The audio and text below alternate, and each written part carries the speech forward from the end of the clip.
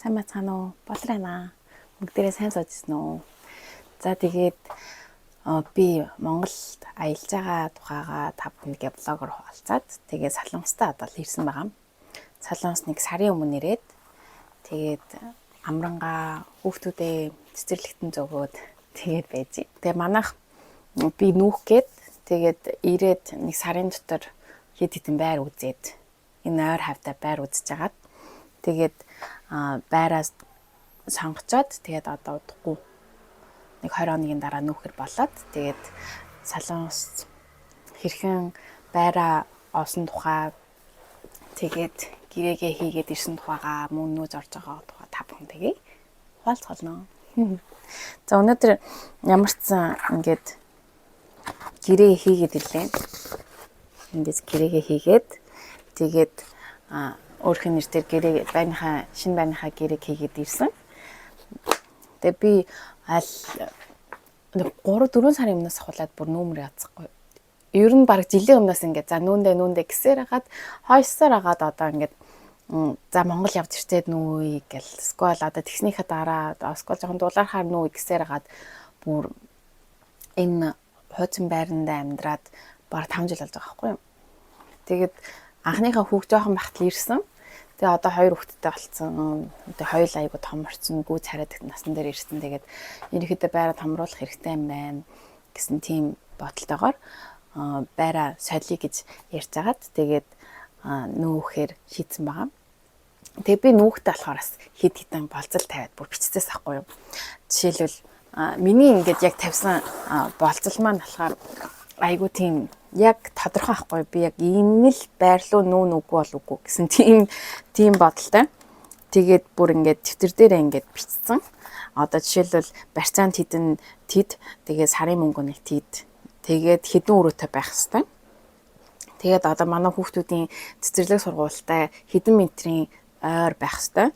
Дээрээс нь одоо машина тавих боломжтой, лифттэй, доороо айлгүй 2 хорт байх хэрэгтэй. Тэгээд ойр хавьд нь айгуу гоё тийм парк их одоо иш чиг айгуу гоё агаартай хүүхдүүдэд тоглоулах тийм тоглоомын талбайтай байх хэрэгтэй гэсэн айгуу тийм бодлоод бичсэн байсан байхгүй юу. Тэгээ яг тэр бослынхаа дагуу баг орой олгон ингээд суугаал Солонгосчийн нэг аппликейшн дээр үйл хөдлөх хөрөнгүүд нь байдаг. Тэгэл орой олгон ингээд хараалсан тэгэл баг 3-4 сар ингээд орой олгон сууж харсаахгүй. Тэгэл байхгүй тэр байгаа газрууд руу шууд холбогдоод маргааш нь очиж үзэл тэгж авч агаад битээр тулгайтай энэ удаа бас нэлээд их байр үзсэн. Тэгээд ерөөсөө болцолд хангасан тийм байр байх бахаар нь за Монгол явж ирчээ болъё гэд тэгцээд хойшлуулсан байж Монгол явж ирчээ сая байр үзсэн чинь яг тийм болцлыг хангасан байрыг олоод тэгээ шууд окей энэ байранд орё гэсэн шийдвэр гаргаад тэгээд өнөөдөр гэрээгээ хийгээд ирсэн байгаа. Тэг гэрээгээ хийсэн чинь амар нийтдээ бас намайг болохоор анх Солонгос хүн байна гэж тэгээд Монгол энэ төр гэж мэдээгүй тэгээд гэрээ хийн гэжснэ. Тэгээд толгойтоор хамт үзээд явсан чинь монголоор ингэ яриавсан чинь өөтөр гадаад юм уу гэдгснэ.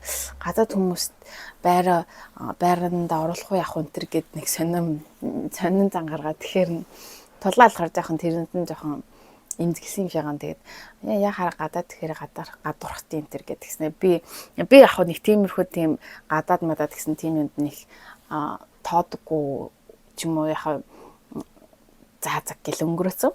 Тэгээд тэр дуужилж өгсөн хүнд нь хийсэн ахгүй анх уулзсан хүндээ ингэж гадаад мадад гэж гадуурхдаг тийм байрны байсан ямар хүмүүс вэ орсны дараа бас янз бүр болоодох юм шиг зтэй энэ төр гэд асуусан чинь ер нь бол гадаад хүмүүсд байр өгнө гэдэг бол айгуу тийм амаргүй биш болцсон. Гадаад хүмүүс одоо сарынхаа мөнгө өгөхгүй буцах ч юм уу эсвэл гэр мөртний айгуу муухай бохир байх тийм магадлал аяг өндөр байдаг болохоор гадаад хүмүүс тэгэхээр бас нэг тийм амар дурамжхан дуртай бол биш байдаг гинэ. Тэгээд за амарсан тийм асуудал байхгүй. Тэгээ харин наад хүмүүс ч өөрсдөө бас амар гадаад матад гээл бүхэмэн дээр ингээл яагаад авахыг бүхэмэн дээр ингээл тэрсэн инглээ энэ инглээ гэдэг авахыг гэж тийм юм бол байхгүй зү гэдгсэн чинь ямарсан үг одоо хоёр тасаа гайгүй гэсэн тийм юу гаргаад хамгийн би нэг юм нэг айгүй сайн байрны эзэнтэй болоосэй гэж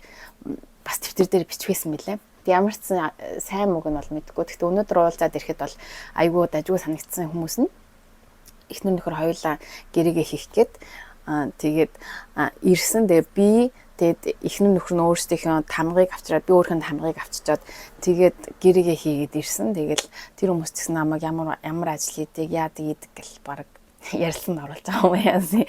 Тэгэл би ч гэсэн тэр хүмүүсээс ингээл асуугаал одоо байр маар чи ямар хоёр ийхийн хажуудлынхаа айлынхаа хүмүүсийн шуугаа нэг сонсогддог уу? Дээд одоо айл одоо доор бол айл байхгүй.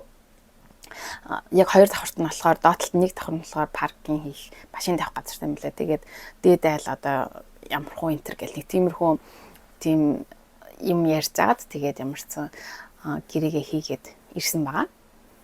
Нэг тиймэрхүү санантай. Тэгээд удахгүй байраа очиж нүүх өдөр нь очиж цэвэрлэгээ хийгээд тэгээд орох бодолтой байгаа.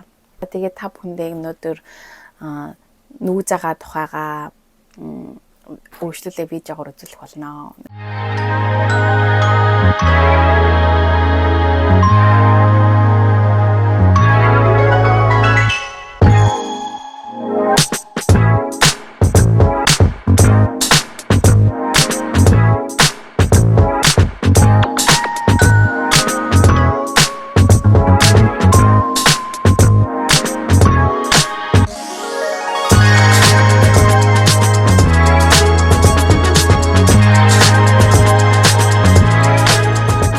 Ингээд хаалгаар оронгууд гутлын тавиур хажуу талд нь жорлон байна. Хажуу талд нь манай галтгоо тэгээд ширээ тэгээд томроо маань байна. Томорын яг хажууд манай унтлагын өрөө маань хүүхдүүдийн хүрэтэрийн хосны шүгэн. Тэгээд цаалгаар тагтан дээр гарахаар гадаа ингэж харагдана. Яг энэ гадаа ийм уулага. Тэгээд энэ уул руу ингэж өсчих зам байхгүй юм. Тэгээд гоё юм. Модны яг хажууд нь. Миний хамгийн дуртай хэсэг болохоор энэ хэсэг. За тэгээд энэ бас миний хоолны ширээний яг дээр юм жааз эдийн манай найз би захиалга хийгээд бичүүлсэн миний дуртай библийн ишлэл байгаа. За тэгээд хажууд нь манай хүүхдүүдийн тоглоом номны хажууд нь хүрэтэрийн ажлын ширээ байна.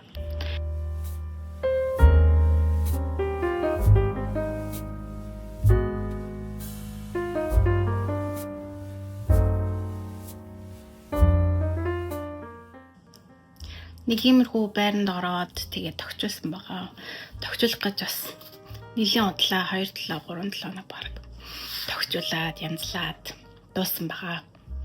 Тэгээд өнөөдрийн нүүж орсон тухайга та бүхэнд влогтойгоо хуваалцлаа. Өнөөдөр хамт байсан бүхэнд баярлалаа. Баярлалаа.